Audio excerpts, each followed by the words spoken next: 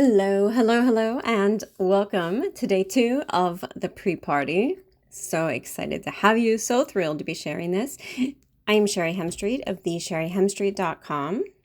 And if you are listening to this and you haven't been through day 1 of the pre-party, the decided, created, received free party, then definitely stop this, reach out, find the first pre-party day, and get on that, because this will not make sense if you have not done that and completed the homework that goes with that. So with that being said, welcome to the pre-party day 2, session 2, you beautiful soul. I'm so thrilled that you are here. This work means so much to me. This is absolutely, I cannot tell you how alive and how excited and how and just invigorated sharing these things make me, and how much I enjoy it. And this is truly just, it's a space where flow starts to happen, and I connect into unlimited universal access. I connect to God, the divine, the creator of all that is, all that was, all that ever will be.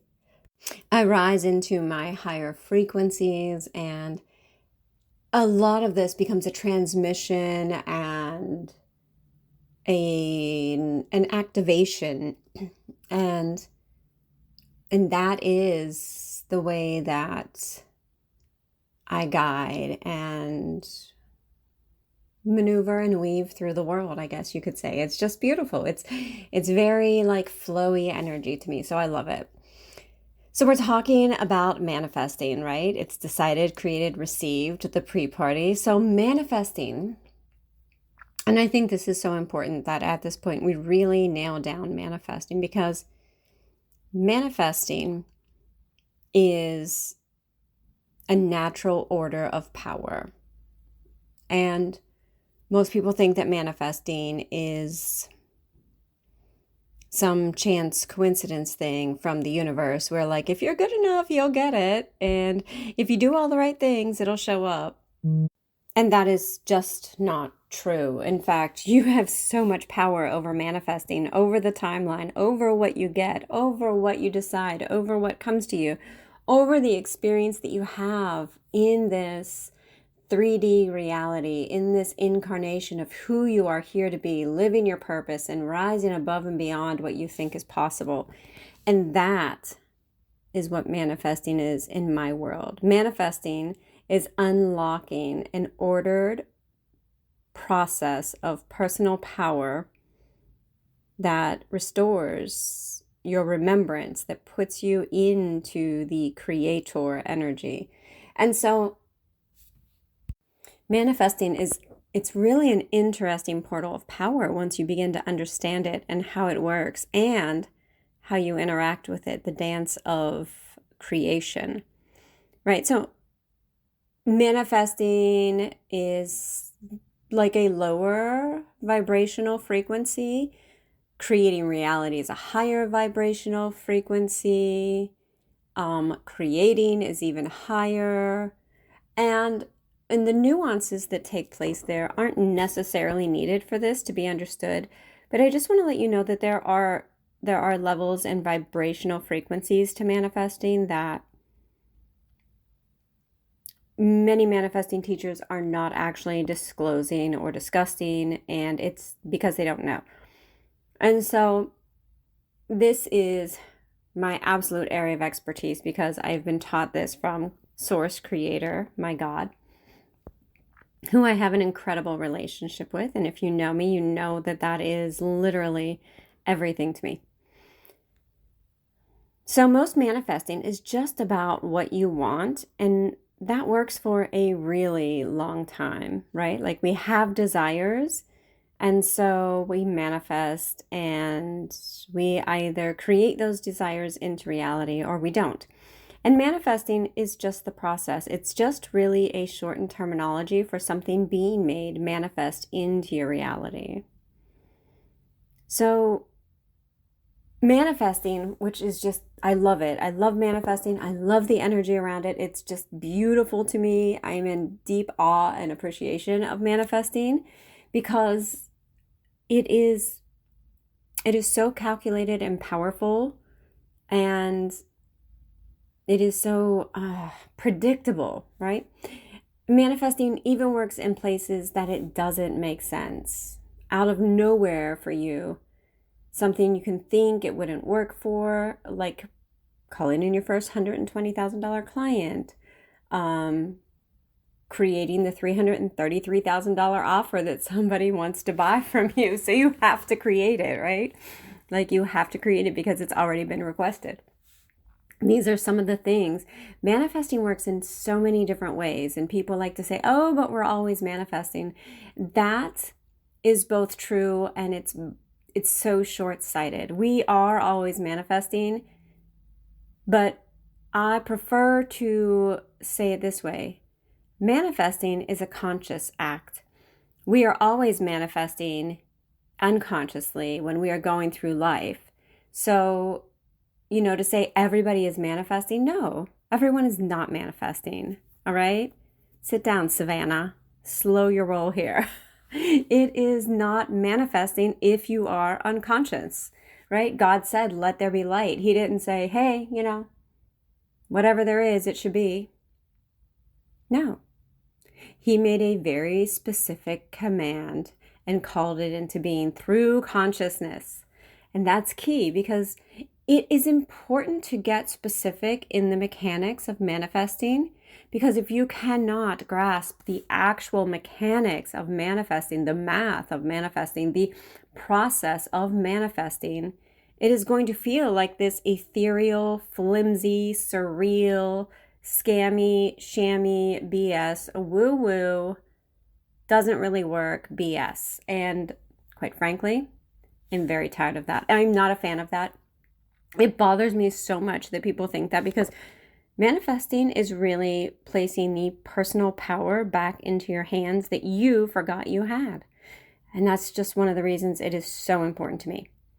So some of the things that we call in to our reality are, in fact, our interwoven connectedness. So sometimes it can get very blurry. Like, did I create that? Did it just happen? Or did I know this was coming in and that's why I chose it as a manifestation? And those are very valid assumptions and considerations.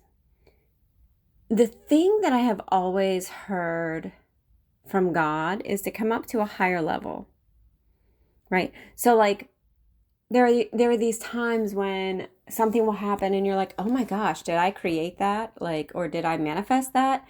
And it might be something you didn't even want, or something you weren't aware of, or something you weren't thinking of, or something you thought was impossible, right? Or something that was unexpected, or seems like it was not good for everyone else. Like for instance, a hurricane.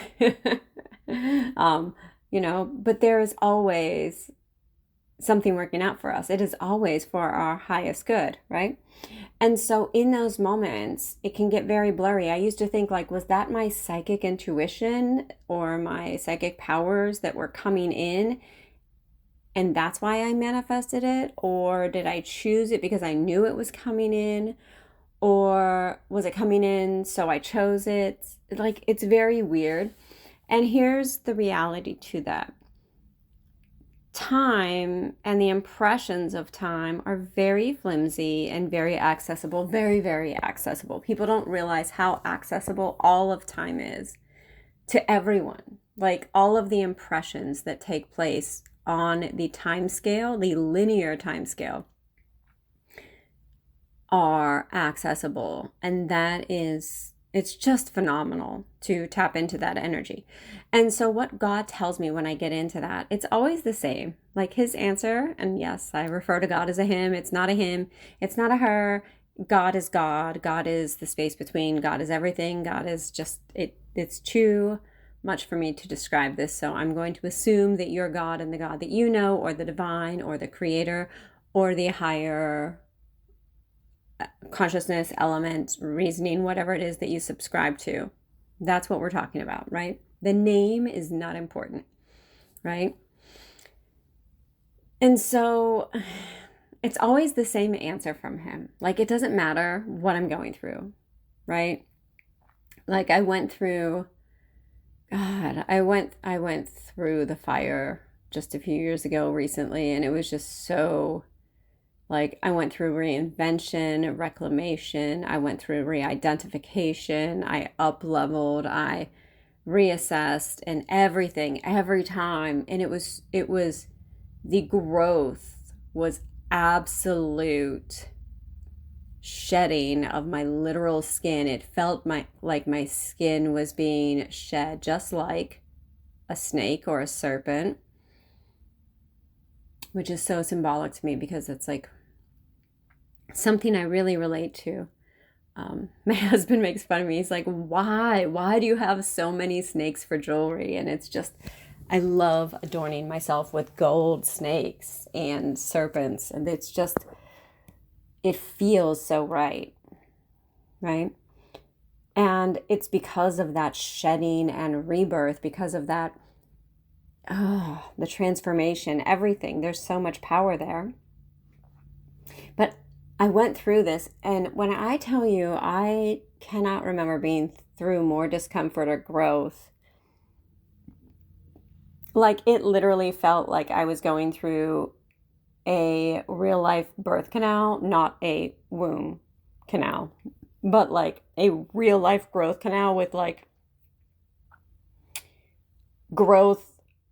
And I had to go through a portal of like 1,000 blades. And I feel like I got cut by each one of those blades. And and the cuts were deep. It was discomfort, right? And I just stayed strong to the vision and I just stayed with it. And what God told me every single time, come up to a higher level, come up to a higher level, come up to a higher level still. And it makes me laugh because like I've been saying this for years, and it took me, I've been hearing this from God since like my 20s. And God was just always like, come up to a higher level, come up to a higher level. And it took me a while to understand what that even meant. I'm like, what does that mean? What does that mean, God? Like I'm a higher level, what? And I think of it like an airplane. And I've talked about this. If you've been with me for any amount of time, this is not the first time you've heard me talk about this, but it is so important that I refuse to stop. Everybody needs this. And so I think of it like an airplane. You're flying above the turbulence. You're flying above the clouds. You're flying above all of it. You have the entire bird's eye view. And at the higher level, you're at a higher frequency, a higher state of knowing, a higher level of perception, of understanding, of just everything. And that's always the answer. So when you are manifesting, you are coming up to a higher level. So when you are manifesting, you are literally coming up to a higher level of personal power. And what a lot of people don't understand is that when manifesting stalls, when creation stalls, when life stalls, when business stalls, when relationships stall, when things stall out, you have hit the plateau. And that is not a denial from God. That is you at the gate of the next level. You are being called to a higher level, right? And I guess God likes frequency as well because he used it to teach me this. And it's just so incredible. So often people come to me and they're like, oh, I'm just manifesting doesn't work. I'm giving it up. Nothing is working. Manifesting is the best way to build your business. I'll say it again. Manifesting is the best way to build your business. Manifesting gives you a clear route, a clear path, but people don't understand how to use manifesting. They're using manifesting that is trickle down teaching from 100 years ago from everyone who's dead, who's just repackaged it. They've watched all the same videos you have. It's just insane. Like at a higher level, come up to a higher level where you have control over the timeline. Come up to a higher level where you actually have your power restored from your remembrance. Like you have unlimited power, but you can't remember that. You can't access that where you are. So come up to a higher level. And that is what manifesting is. When you manifest, it is a portal to continue to move into greater power and into greater power. It's a dance between you and the universe and reality and creation and your heart and your desires. It's just, it's beautiful. Like, it is just the most beautiful thing to me. And so when you come up to a higher level, there's no noise. There's no lack of peace. Nothing is missing, and almost everything is visible. And it's in that knowing that you discern whether or not what you created was receiving that, or you were tapping into the interwoven thread of oneness that we all are, whether you were tapping into the universal mind or the consciousness of the collective, whatever it is, right? You have access to these things, but you haven't been taught to access these things. And that's because collectively we are exactly where we are evolutionarily and consciously. And if you're listening to this, I can guarantee that you are on the leading edge, moving humanity forward through the work that you do. And when you are up higher, there's no noise, right? It's peace, it's power, it's stillness. And at one point, I wondered, I was like, but is this just me being psychic and picking on what was coming up? And that was a higher level. But at the next level, I understood the interwoven structure of we are one, the fabric of humanity, if you will. You can keep rising to a higher level, and that's the whole point of everything and the whole point of nothing. The problem with coming up to a higher level is that you can only carry so much baggage. You are one person, and at the lower levels, your density is immense. Like, it can feel like moving through concrete mush, right? At the lower levels, it can feel like you are literally moving mountains. It feels so dense. It feels like there's so much friction and resistance and things are piling up on you. But as you start to gain traction, as you start to get better at this, and like, you already know how to make money. In fact, you know how to make more than most people make. You're making more than most people make.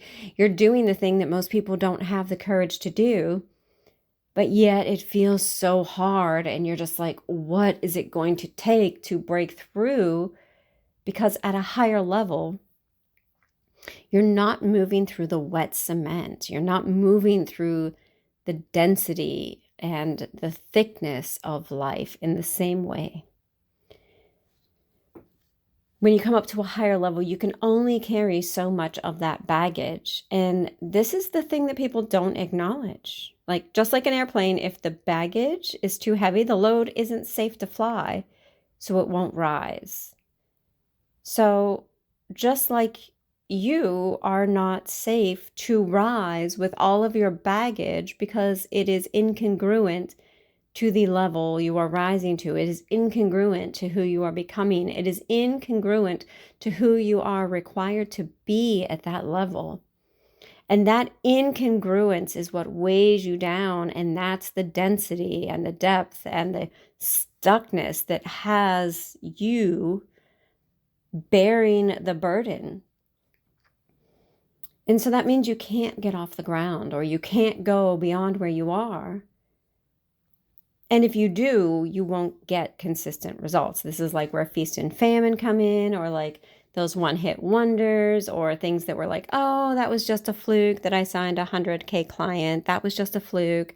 It won't happen again. And sure enough, because you called it a fluke and you say it won't happen again because you had these justifications and these reasons, sure enough, it's not going to happen again. And if you can get off the ground, you're eventually going to face the crash and burn or you'll turn your back on all of it because, like, if you don't do something about the extreme baggage, the extreme weight that is bearing down on you, the burden, the things that you don't even realize are not you, but you are carrying and acting and presenting as if they are, you won't get there from here. And this is where people are like, oh, this just doesn't work. Manifesting doesn't work, or this doesn't work. And, they're like, that's it. I'm done. I'm done with manifesting, because they think they can't get results with it.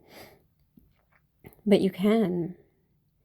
And you know this because you can feel it emotionally. Everything feels like it takes so much work or effort while you are carrying this emotional baggage, this physical baggage, this perception. The baggage shows up in ways that you can't even imagine. Like the breakthroughs that I have with my clients, they're just astounded. They're like, I had no idea. I had no idea that is what was dragging my energy down. And as you release it, it's like a hot air balloon. As you release the sandbags, you get lighter, you go higher. Release more sandbags, get lighter, go higher. And you can feel it emotionally when everything is leaving you. Your energy skyrockets, your power skyrockets, your frequency goes up. You are able to come up to a higher level. And this is where everything that was draining or fatiguing, especially decision fatigue, this becomes a point of like no return. And until you let go of the things that you don't even know are weighing you down, it can be massively frustrating. We think as entrepreneurs that decision fatigue is just part of being an entrepreneur. We are running big businesses. We are managing teams. We make so much money. We are CEOs and founders. We have to make so many decisions, and they have to be the right decisions. And the longer it takes us to make those decisions, and the more decisions we have to make, both in our business and our life, that creates a fatigue that makes it harder for us to come up to a higher level. And people think it's just par for the course, like that's just how it has to be, but it's not. I can literally make decisions in seconds and trust them because I have let go of the baggage. I have come up to a higher level. And so we think it's part of being the CEO, the founder, the business owner, but it's not.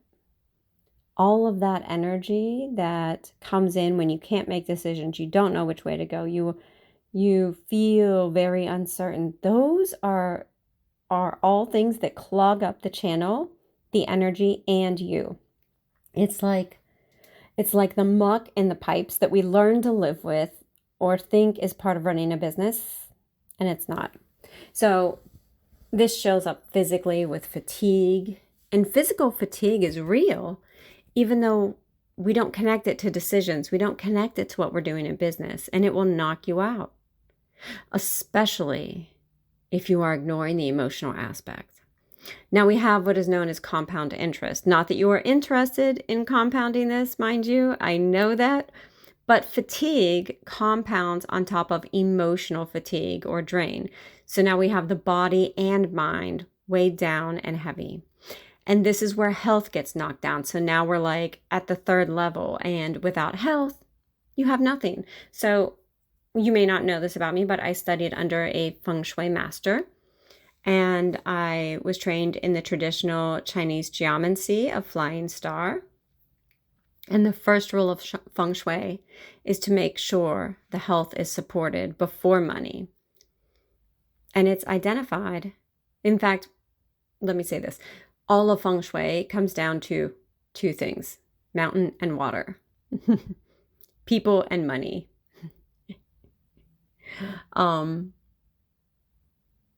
Health and money, right? Both related to people. So it's the core of feng shui. And if you have a healthy person, which is why you always make sure to correct for health and support people in feng shui first, then that person is able to create wealth. An unsupported person will have to fight to keep money in flow. And that's what happens when you are stuck, stagnant, plateaued, when you have reached a ceiling, when you have reached a point that you just cannot move and you are forcing and pushing and trying. And the price you are paying is far too high. People don't understand the price they are paying and how it's getting paid, but it's always there. The price is always there, like it or not. So when we up level, this is a pattern that shows up. It's always the same thing, but it gets trickier to notice the more you work with it because it shows up in different ways at different levels. And it comes down to many things, but it's sometimes the things that you tolerate, you ignore, you compartmentalize, you push down, you push aside. That's the baggage. I mean, it's more than that, but like just to give you an idea, that is the baggage. And it's heavy. Of course, there are always more ways to identify it, but this is the easiest, most common level. We tolerate things, all of the annoyances, the aggravations, the things we overlook, the things we make excuses for, all of the things that don't serve us, the things that make us angry, frustrate us, or they just bring us down. They take the life out of us. They make us think that there's no hope. These are the things that we worry about, we complain about, we blame, all of it. And it's so much. Just feel the energy now. It's heavy. Just talking about it is heavy energy. Like you're probably having ideas come into your head and recognition of this. It's a heavy, heavy energy. And that's the baggage. And that baggage exists at every level. And there are about 5 levels up. So depending on what level you are is how many times you've worked through this. But it goes up and it goes linearly. So we have a vertical and a horizontal way to experience this. And that's what people don't understand about who they are and how they are operating in the universe, right? And here's the part that no one likes to hear. Every day you wake up, and before you even open your eyes, this baggage is already incorporated to who you are, who you believe you are, what you think you can do. It's incorporated into how you're going to live your day, the sales page that you write. It's incorporated to how you're going to close that client or not close that client. It actually leaves its mark on every single part of you because it is so interwoven into the threads of your identity, of your being, of the way you are and the way you carry yourself. It holds a part of your emotional energy. It holds a part of your mind's capacity. It makes it harder to remember, harder to focus, hard to stay consistent or disciplined. It weighs you down and it makes every step forward feel like a push because it is. And you're choosing it. You are choosing it. Because, here we go, brace yourself for impact. What you tolerate and you complain about and what frustrates you that you don't make an active change to is choice. And that's your choice. And a lot of people don't realize that they are doing this unconsciously. And this is a blind spot. This is not something that you can get through on your own, unfortunately. I have had my share of these blind spots. Like I just went through one with my own coach, and she literally said one sentence to me. I think it was only like 5 words. And I was like, fuck, that's it, right? And I couldn't get that on my own.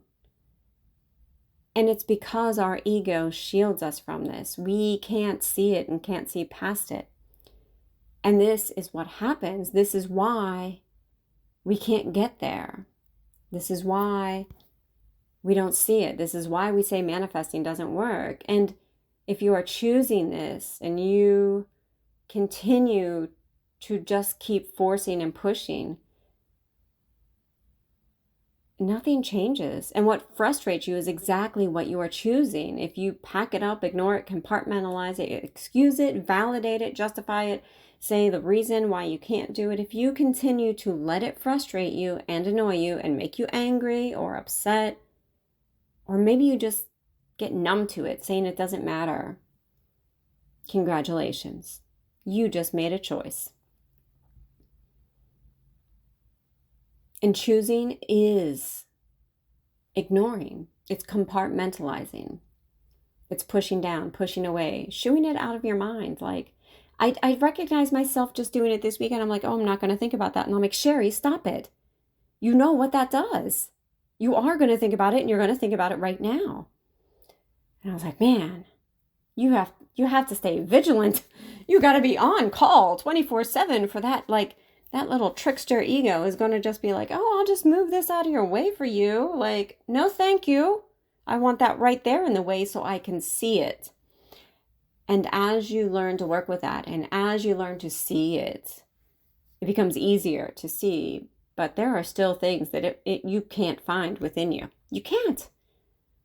Literally, it is the most maddening part. And that is because none of us are here to be an island unto ourselves. We are interwoven. We are oneness.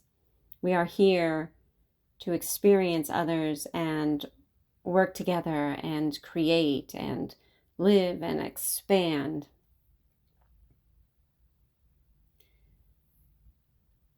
And what happens as you go on and you move through this and you're choosing it? You become the person who's holding all of this instead of the person that is living the life that you want. And here's the really fucked up part. It takes the same amount of energy to live both realities. The life that you want doesn't take any more energy than the life that you have. You could be living your dream life for the same price, the same payment of energy. In fact, I would say the energy is easier to live the life that you want than the life you are living. And that, people don't believe me until they like get in my containers and in my field and in my aura, and they're like, I get it now. It took me so much energy before, and it's so much easier now. And that is the most beautiful thing to me. You are just so conditioned to devoting yourself to who you are right now in this moment that you don't even see that there is no room or way to become who you want to be, living the life that you want to live, the one that you have this full-on desire and passion for, that you are burning bright within and like driving yourself toward. And you can only have one identity at a time, one fully developed, fully locked in identity. And sure, like, small changes over time are like, they happen, right? Like, we might think we have these small changes over time. And so like, we're not the same as we were. And while that is true, it's small changes over time. So it's like a rock smoothing itself in the constant flow of water. But who the hell wants to wait that long? Like, I don't care how long it takes. I want to change from 2024 to 2025 to 2026 to 2027 to 2028, 29, 30. I don't want to be the same person every year. I want noticeable change. I want transformational change. I want to be recognized for that. Like, I am not who I was. That tells me I am doing it. And there have been times that I've looked back and I'm like, man, I don't feel like I changed for 3 years. And I'll do an inventory and I'll be like, yeah, I wasn't doing as much as I thought I was. And my income or my clients or my business, it showed there, right? Like, however much you are changing is how much your business and life will change. So if you are living a life that requires a lot of change to live the life you want to live, that exact amount of change is the price.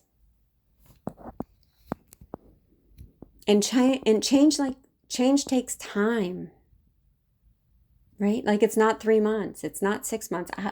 I allot every year, I allot a full year for all of the transformation and change that I go through, because it compounds in a good way. And it takes a full year to go full circle and like stretch yourself out of that identity so that it pops off and you leave it behind and you step into an expanded version of yourself. And then you can view the entirety of the transformation of who you were to who you became. And this isn't even who you are becoming. This is the optimized version of life, the one God intended, and the one we have the option to have, or as many will do, we can opt out of having it altogether. And that is a very real action that people take. They're just like, no, thanks. I'm good here. And they settle. And you can tell if you are changing, if things are rapidly changing in your life. For instance, like in the past 2 years, I think I've gone through like 8 different wardrobes. I'm not kidding you. My poor husband, like I will come home with hauls and hauls of clothes and I'm like, this is it. This is it. This is me now. And then like, no kidding, maybe 4 months later, 5 months later, I'm like, I have nothing to wear. I can't wear this. I put on the things that I was so in love with and were so expressive of me. And I'm like, I can't even believe I wore this. And it's because there's incongruence.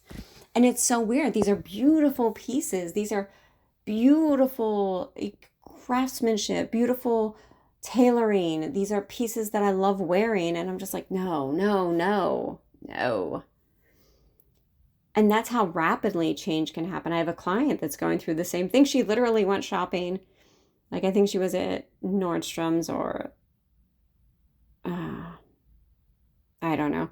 But and she literally got the stuff home and she's like, yeah, like I feel like I grew beyond half of it just from like when I bought it and they shipped it to me at home. Right? Because, you know, quite often when you go shopping, you have a personal shopper. You don't actually just walk out of there with bags and boxes. They just have someone courier to your house. So, and she's like, and I was going through it and changing and trying it on. And I was just like, no, no. And like, that's one of the ways, or you'll like want to change all your makeup or your hair or just your entire house, all of these things. And I noticed that I can't tolerate anything the way that it was, right? So it feels like an old version of me and I no longer feel empowered or right in it. Like going back to my clothes, like my hair won't go right, my makeup won't go right. It's weird, like I can't make myself look good or feel right. And I'm just like, it's that weird space. And there's a space between these identities and these versions and these expansions. And it's fascinating to me. Like if you're going through that, you're going through change. And if you're not going through that a lot, you're not changing. And it can happen in different ways. Not everyone's going to have it in makeup and clothing and hair and aesthetics and house. Is like, you know, it's home, it's decor, it's moving homes. This is why, you're going to love this. This is why women are notorious for moving the living room around, the dining room, the house, the bedroom, whatever it is, right? The family room, the library. You know, my husband would like leave and go to work and I would be like, everything needs changed. I have to change it. And early on, I used to make him help me. I would be like, you have to help me. And he dreaded it so much. And it bothered him because to him, it meant change, and it was.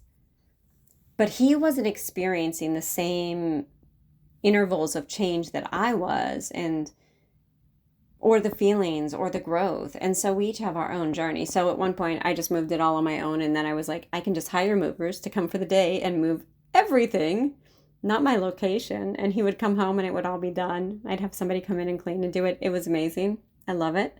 Right?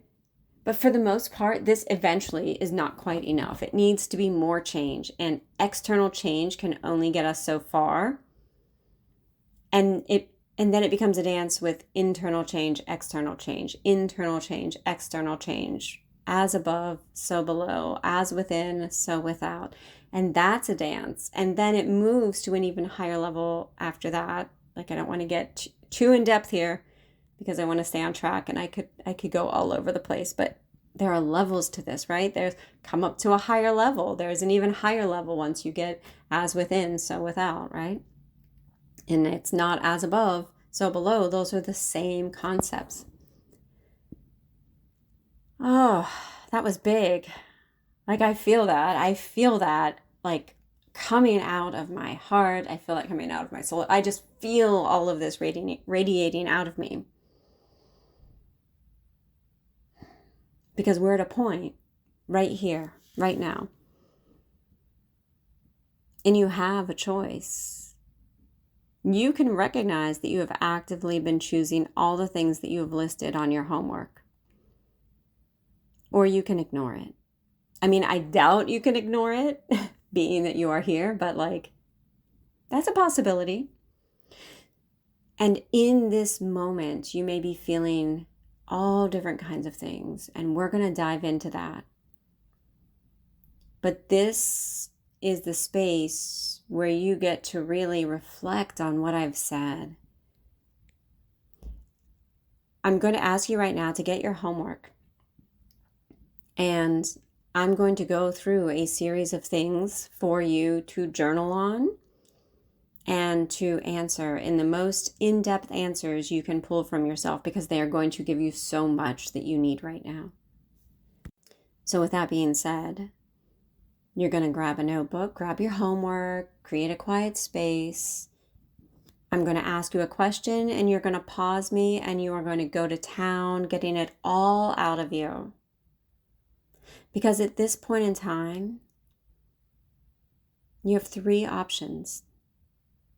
That's it. And they're easy.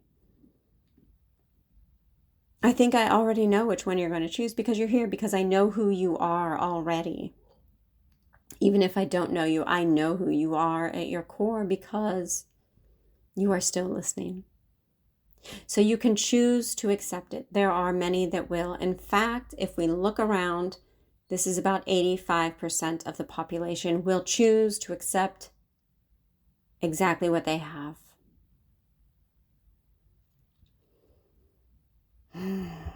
The other 15%, well, they're not satisfied. I suspect that's you. So your other 2 options here, you can choose to change it. And here's the interesting thing. How you choose to change it is going to determine how long it takes to get there from here. So you can choose to change it moving forward through each single line item. And I don't know how many you wrote. Like, I hope you wrote at least 50. I would be thrilled if you wrote 100.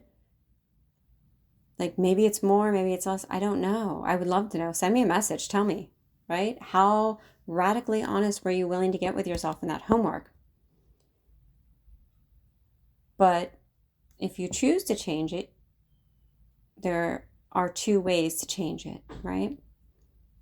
You can change it moving forward through each single line item, starting with number 1, working through that, and then moving to number 2, releasing, figuring out how to solve that one, going on to 3 and 4 and 5, all the way to 50 and 80 and 85 and 100 and 120, whatever you have, right? Or you can become the person that this list is no longer even relevant to. And that is the higher level.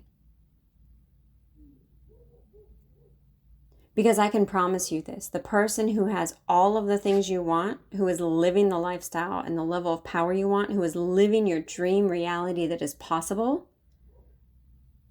probably the future version of you, doesn't have this list.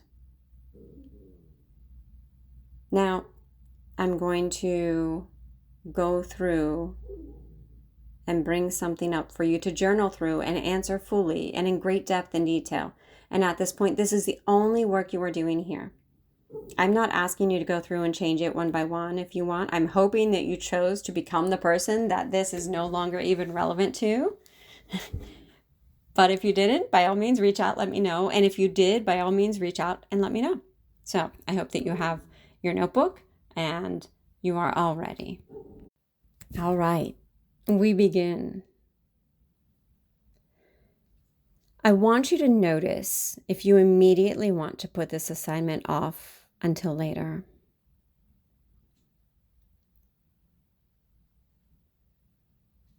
That's the question at this point. Notice if you immediately wanted to put it off until later, if that was your first urge. Go ahead and push pause. Great. Now the next one. Notice if your mind reminds you that you have something urgent to do. Did your mind try taking over and reminding you, oh, I have this, I have that, I got to make dinner, I got to check on this? Just write that out and push pause.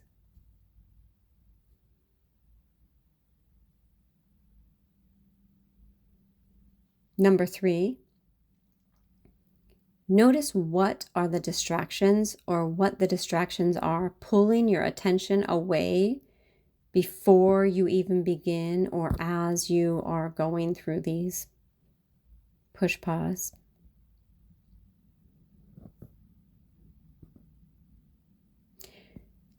And number 4, note your predominant feeling that you had even before you began this. Was there a sinking in your body, an emotion, a feeling that came up? What feeling or emotion are you having around this? And I am asking these questions, like asking you to go back to that moment just before you started doing this homework, because that is important. Push pause. And number 5, feel how heavy the list that you have feels. All of the things that you've written on it, if it's complete. And if it's incomplete, push pause.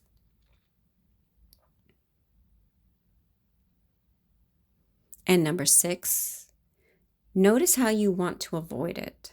Notice how you want to avoid the list or how you want to avoid going through it or looking at it. It's just in your presence. You're not really doing anything, but what part of you is avoiding it? Push pause. 7, notice what predominant feeling is washing over you as you read each line item and acknowledge it on your list.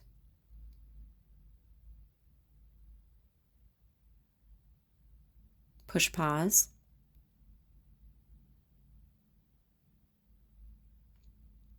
Number 8, as you are reading it, notice the stories that start to creep in, the answers your mind starts feeding you, the stories you start creating, or the justifications and excuses and answers. Notice what you start doing when you begin reading that list. Push pause. 9, notice how quickly you want to push the thoughts away and how uncomfortable it is to sit with the thoughts. Push pause. 10, notice if you want to get up and do something else. What is it you want to do? What is it you want to get up for? Why do you want to get up? Push pause. 11, notice the sensations or urges. Push pause.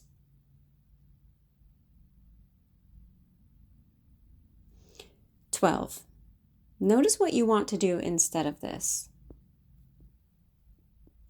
Push pause.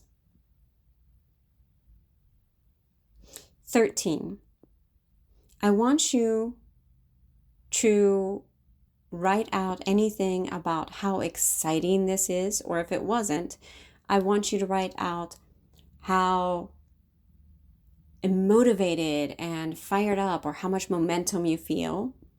Or if you don't, like, we've just gone through all of the feelings, but I want to know, like, is there a fire within you? Is this exciting? Is this like the best thing ever that now you understand?